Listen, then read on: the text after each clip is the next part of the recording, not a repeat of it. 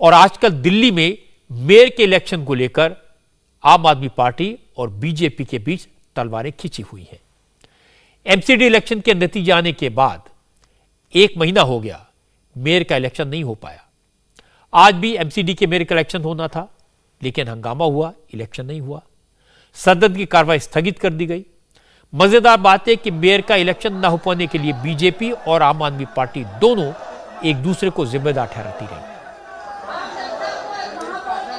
आज जब सदन की कार्रवाई शुरू हुई तो पीठासीन अधिकारी सत्या शर्मा ने ऐलान किया कि मेयर, डिप्टी मेयर और स्टैंडिंग कमेटी के सदस्यों के तीनों चुनाव एक साथ करवाए जाएंगे और ये तीनों चुनाव में एल्डरमैन यानी मनोनीत पार्षद भी वोट डालेंगे।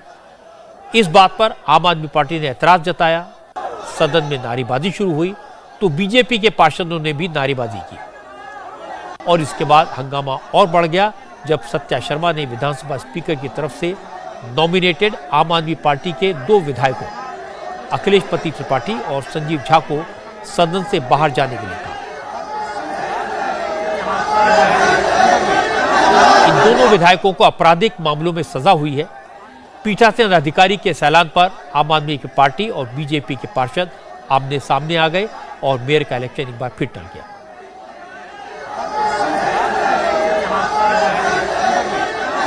बड़ी बात यह कि कल तक दिल्ली के लेफ्टिनेंट गवर्नर पर इल्जाम लगा रही आम आदमी पार्टी के नेताओं ने आज एलजी के आदेश का हवाला देकर कहा कि जब पीठासीन अधिकारी एलजी की बात भी नहीं मान रहा तो क्या होगा।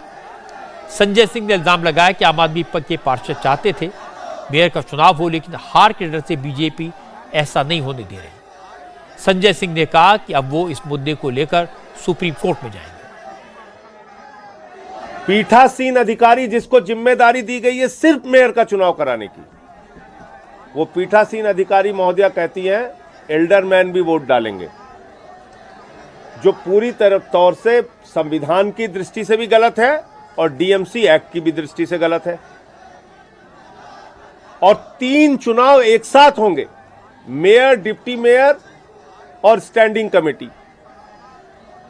यह भी एजेंडे में नहीं था कहीं। तो क्या दिल्ली के एलजी के आदेश का कोई मतलब है या वो भारतीय जनता पार्टी के साथ मिलकर पूरा खेल कर रहे हैं? क्या भारत के संविधान का कोई मतलब है या उसका गला इसी तरीके से घोटा जाएगा?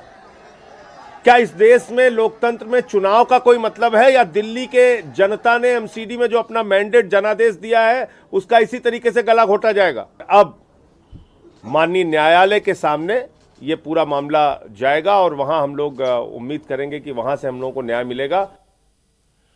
असल में आम आदमी पार्टी को 3 बातों पर एतराज है। पहला, एल्डरमैन को वोट डालने का हक क्यों दिया जा रहा है, जबकि ऐसा पहले कभी नहीं हुआ। दूसरा, मेयर, डिप्टी मेयर और स्टैंडिंग कमेटी का इलेक्शन एक साथ क्यों हो रहा है, ऐसा पहले कभी नहीं हुआ। और तीसरा, उन विधायकों को वोट डालने से क्यों रोका जा रहा है जिन्हें 2 साल से कम की सजा हुई है। डिस्क्वालिफिकेशन का रूल सिर्फ उन लोगों पर लागू होता है जिन्हें 2 साल से ज्यादा की सजा हुई हो। आम आदमी पार्टी का कहना है कि अखिलेश पति त्रिपाठी को 6 महीने और संजीव झा को 3 महीने की सजा हुई है। दोनों की सजा पर कोर्ट ने स्टे भी लगा दिया है। ऐसे में उन्हें वोटिंग से रोकना गलत है। मैं आपको बता दूं कि केजरीवाल की पार्टी के दोनों विधायकों को 2015 बुराड़ी पुलिस स्टेशन पर हमले के मामले में कोर्ट ने सजा सुनाई है और इस मामले में कई पुलिस वाले घायल हुए थे। बीजेपी का कहना है कि सजा के बाद ये विधायक गैर कानूनी तरीके से एमसीडी चुनाव की वोटिंग में हिस्सा लेने गए। जहां तक एल्डरमैन की वोटिंग का मसला है तो बीजेपी का दावा है कि कानून में ये कहीं नहीं लिखा कि नॉमिनेटेड मेंबर वोट नहीं डाल सकते। पहले एल्डरमैन ने मेयर चुनाव में इसलिए वोट नहीं डाला क्योंकि उनकी नियुक्ति मेयर चुनाव के बाद होती थी। इस बार मेयर का इलेक्शन बाद में हो रहा है, इसलिए एल्डरमैन को वोट डालने का हक है। अब मैं आपको ये बताता हूं कि आज से पहले कोई एल्डरमैन ने अगर मेयर के लिए वोट नहीं डाला तो क्यों नहीं डाला था, क्योंकि मेयर का इलेक्शन हमेशा चुनाव के सबसे पहले होता है और जो एल्डरमैन होता है वो हमेशा हाउस के बीच में चुना जाते थे। एल्डरमैन 1 साल 6 महीने के बाद में चुने जाते थे, उससे पहले हमेशा मेयर का इलेक्शन हो जाता था। मगर इस बार क्योंकि एल्डरमैन भी इलेक्शन के तुरंत बाद को चुन लिए गए हैं और मेयर के इलेक्शन से पहले चुन लिए गए हैं, इसलिए उनको पूरा अधिकार है कि वो मेयर के इलेक्शन में वोट डालें। कोर्ट ने कहीं भी ऐसा नहीं कहा कि एल्डरमैन मेयर के इलेक्शन में वोट नहीं डाल सकता। कोर्ट ने ऐसा कभी नहीं कहा और एक्ट इसके ऊपर में साइलेंट है। इसलिए पीठाधीश अधिकारी का ये फैसला है और वो आखिरी फैसला है कि एल्डरमैन मेयर के इलेक्शन में वोट डाल सकता है। एक तो एल्डरमैन मेयर के इलेक्शन में वोट नहीं डालेगा, दूसरा कि जो उनके क्रिमिनल एमएलए हैं जिनको कोर्ट से सजा हो चुकी है, जिनको जेल होना चाहिए और जिनको पुलिस उनके इलाकों में ढूंढ रही है, वो मेयर के इलेक्शन में वोट डालने के लिए आए हुए हैं। इसके ऊपर हमने ऐतराज उठाया था। लेकिन आम आदमी पार्टी का मानना है कि यह सब बेकार की बात है। उनका कहना है कि बीजेपी किसी भी तरह से अपना मेयर बनवाना चाहती है। आज मनीष सिसोदिया ने कहा कि बीजेपी चुनाव में हार गई, अब अफसरों के जरिए एमसीडी को कंट्रोल करना चाहती है, इसीलिए बीजेपी मेयर का इलेक्शन नहीं होने दे रही। भारतीय जनता पार्टी आज ठान के आई थी कि मेयर का इलेक्शन करना नहीं है। इसके बावजूद जब आम आदमी पार्टी के लोगों ने कुछ नहीं बोला और कहा कि मेयर का इलेक्शन कराओ, तो उसके बावजूद भारतीय जनता पार्टी के लोगों से इन्होंने शोर मचवा के और बिना किसी बात के फिर से एडजॉर्न कर दिया। ये है क्या मामला? ये मामला सारा यह है कि 17 साल में भारतीय जनता पार्टी ने नगर निगम में जितने कुकर्म किए, इनको पता है कि आम आदमी पार्टी का मेयर बन गया तो उसके बाद में वो छिप नहीं पाएंगे, सब सामने आएंगे। जो कूड़ा उठवाने से लेकर, गली गली से कूड़ा उठवाने से लेकर, अंदर गाड़ियां आने से लेकर, जितना जनता को लूटा है इन्होंने और जनता के लूट को, जनता के टैक्स के पैसे को खुला लुटाया है, उसके सबके कच्चे चिट्ठे आम आदमी पार्टी के मेयर के हाथ लग जाएंगे। इसलिए बिल्कुल नहीं चाहते हैं कि मेयर बने। जब ये असंवैधानिक काम हो रहा है भारतीय जनता पार्टी द्वारा और गुंडागिरी खुलेआम हो रही है, तो सुप्रीम कोर्ट में इसको लेके जाएंगे। सबको पता है कि इनको 104 सीटें मिली, आम आदमी पार्टी को 134 सीटें मिली, यानी कि जनता का मैंडेट साफ है। 2 महीने तक इन्होंने आम आदमी पार्टी के पार्षदों को खरीदने की भी कोशिश की, तोड़ने की भी कोशिश की, लेकिन हमारा एक भी आदमी नहीं बिका। वहीं बीजेपी का कहना है कि नंबर्स आम आदमी पार्टी के पास है, मेयर भी उनका होगा, लेकिन पता नहीं क्यों आम आदमी पार्टी मेयर का इलेक्शन टालना चाहती है। बीजेपी के सांसद डॉक्टर हर्षवर्धन ने कहा वो तो मेयर चुनाव के लिए आए थे, लेकिन चुनाव नहीं हो सका। अब जिस दिन अरविंद केजरीवाल चाहेंगे उसी दिन दिल्ली को नया मेयर मिलेगा।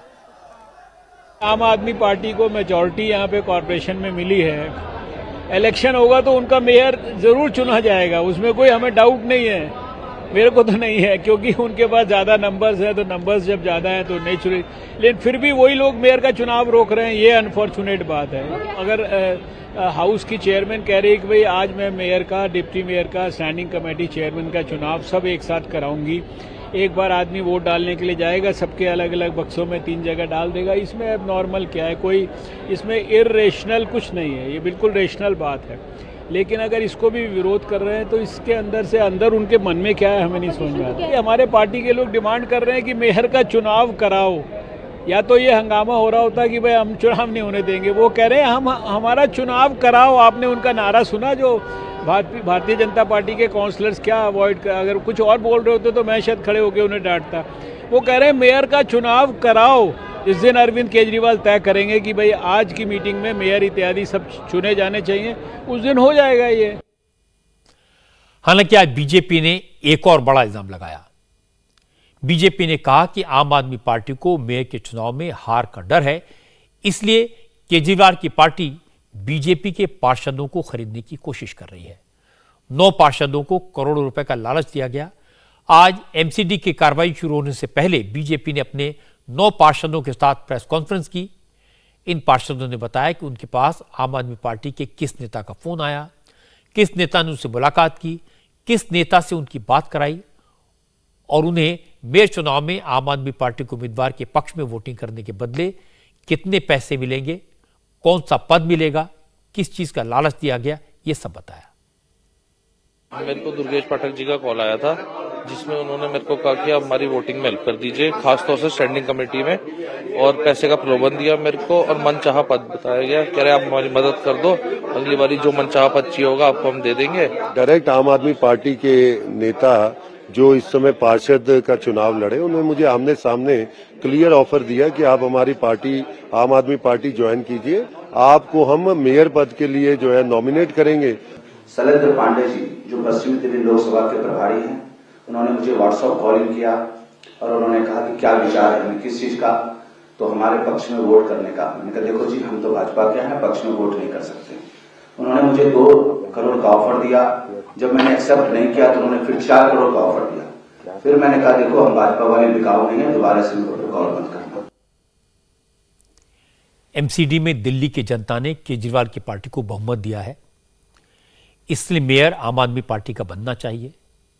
ये बात बीजेपी भी मानती है, लेकिन साफ दिखाई दे रहा है कि बीजेपी के पार्षद चुनाव को अटका रहे हैं। लेकिन ये ज्यादा दिन तो नहीं चल सकता। लगता तो है कि दिल्ली को नया मेयर अप्रैल में मिलेगा, क्योंकि अगर अभी मेयर चुन भी लिया गया तो उसका कार्यकाल 31 मार्च तक ही होगा। अप्रैल में मेयर का इलेक्शन फिर से कराना होगा। इसलिए रणनीति तो यही लग रही है कि इस इलेक्शन को अप्रैल तक टाल दिया जाए। वैसे आज बीजेपी ने केजरीवाल को जैसे को तैसा का सबक सिखाया। अब तक केजरीवाल आरोप लगाते थे कि बीजेपी उनके पार्षदों को, उनके एमएलए को खरीदने की कोशिश कर रही है, लेकिन आज बीजेपी ने उन पार्षदों को पेश कर दिया जिन्हें आम आदमी पार्टी ने खरीदने की कोशिश की थी। इसे कहते हैं जैसी करनी वैसी भरनी। इंडिया टीवी हर वक्त हर जगह डाउनलोड करने के लिए सर्च करें India TV news Google play store या ऐप स्टोर पर।